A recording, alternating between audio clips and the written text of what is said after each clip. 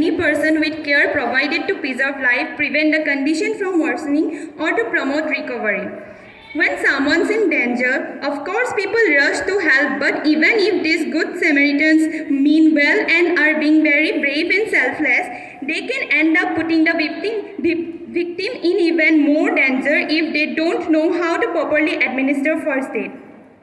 Good morning everyone present over here. Today we, the students of class 12 B and C from Shivaji House, are going to act some of the 4 common and very dangerous mistakes of first aid and learn what should do instead.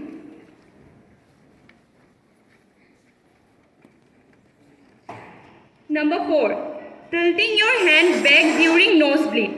No matter what the reason of nosebleed is, we have been told to tilt our head back whenever we have a nosebleed. But this is high time ditch this method because it can make the blood travel from your nose to your throat, which means you could choke or swallow blood. The best thing is to do instead is to apply steady pressure to the bridge of your nose for at least 20 minutes. You will have to breathe through your mouth this whole time, but you will safely stop the bleeding.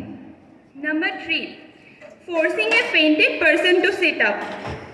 When someone faints, an immediate course of action is to try to set them up, especially when shaking them doesn't seem to be helping. Instead of always start by checking their breathing and pulse. If that's all good, leave them on the ground, but raise their legs about 12 inches off the floor. Loosen any restrictive clothing as well. Once they regain consciousness, don't rush to help them back up, as this can just cause them to faint again.